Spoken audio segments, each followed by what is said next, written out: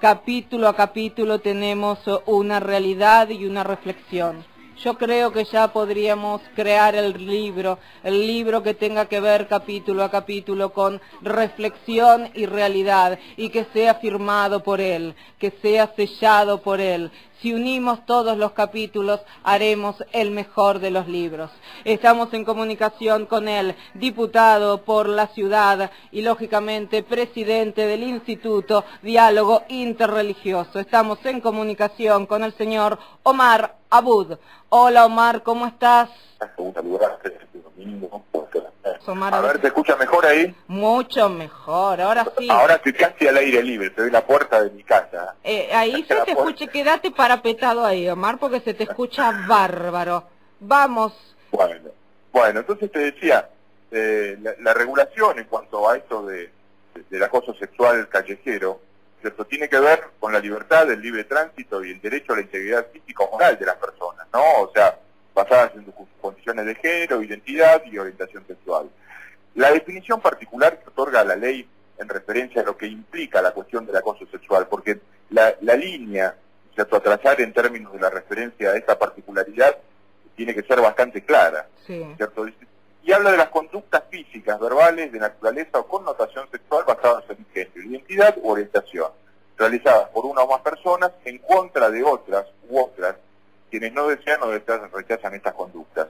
O sea, hay una distancia enorme, ¿no es cierto?, entre lo que conocemos como una cuestión que la podemos tomar como una cortesía y las deliberadas manifestaciones de algunas personas en referencia no solamente a cuestiones corporales, ¿no?, sino también a cuestiones que tienen que ver con la naturaleza, que atentan a la cuestión del respeto, ¿no es cierto? Esto tiene que ver con intimidación, hostilidad, degradación o la generación de un ambiente ofensivo en espacios públicos y en los espacios privados de acceso público. Es decir, esto rige no solamente en lo que implica la cuestión callejera, o la cuestión de la calle en particular, sino también que incluye el ámbito de un bar, de un boliche bailable, de un restaurante. Entonces, también sanciona las fotografías o las grabaciones no consentidas, el contacto físico indebido o no consentido, la persecución, el arrinconamiento, el exhibicionismo, y todos estos que impliquen algún tipo de obscenidad en cuanto a manifestación. Bien. Entonces, ordena al Poder Ejecutivo generar campañas que tengan que ver con la concientización y, obviamente, ¿cierto?, al tratarse de un derecho y la dedicación de ese derecho, tiene sanciones, tiene las sanciones de características que tiene el artículo 65, es una contravención. Ese artículo 65 habla de la nacionalidad, etnia, género, ideología, opinión, nacionalidad, y también ahora esa cuestión que tiene que ver con el acoso callejero.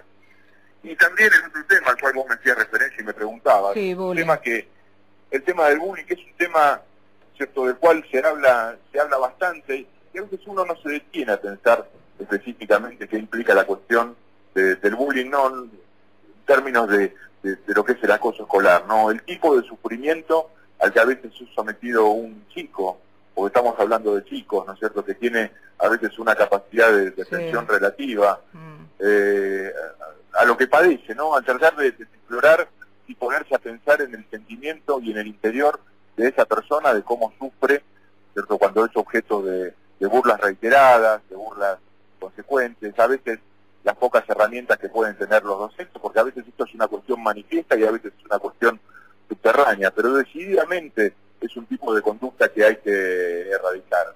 La ley, que es de autoría del diputado Roy Cortina, del bloque socialista, implica la creación de una línea para generar denuncias en este ámbito. No solo condena la cuestión del bullying relacionada en espacios físicos, sino también la cuestión relacionada con el tema del ciberbullying. Aquí la legislación tiene que ser específica y clara en referencia a esos temas, porque son temas de difícil reversión, ¿no es cierto?, cuando una persona recibe el mote o recibe una conducta, y después en la red en particular y en lo que se refiere a los mundos virtuales, son muy difíciles de limpiar. Es verdad. ¿No es cierto? Vos tenés un buscador que revela una cantidad de antecedentes, o sea, se generan los mismos fenómenos que a veces en política se generan a partir de lo que nosotros denominamos la posverdad. Es decir, una verdad de dudoso origen que podría ser creíble y que en definitiva se toma en términos de muchas fuentes sin ser chequeadas exhaustivamente y que generan generalmente un daño o toda una cantidad de conceptos a partir de una premisa falsa. Y es ahí cuando entramos en el terreno de la reflexión. Textual. Yo creo que la cuestión relacionada con difamar, con calumniar, es muy compleja, es muy dolorosa y muy difícil de revertir. Yo me acuerdo de una historia, ¿no?, de una persona que empieza a calumniar a otra, ¿no es cierto?, y posteriormente se arrepiente. Entonces va a ver a un sabio y le dice, bueno, ¿cómo hago esto? ¿Cómo hago para revertir esta actitud? O sea, porque en definitiva no sé el daño que alcancé. Entonces este le da un saco de plumas y le dice, bueno, ¿cierto? ¿Vos querés liberarte de esto, de la calumnia que ejerciste contra otras personas? Sí. Entonces agarrá y anda tirando una pluma en cada lugar de la ciudad.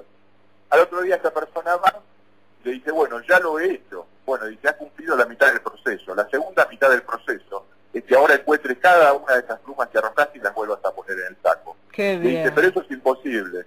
Entonces lo único que te queda es reflexionar y pedir disculpas. Aunque esto no llegue de ninguna manera, ¿no es cierto?, a subsanar el tipo de daño que se ha generado.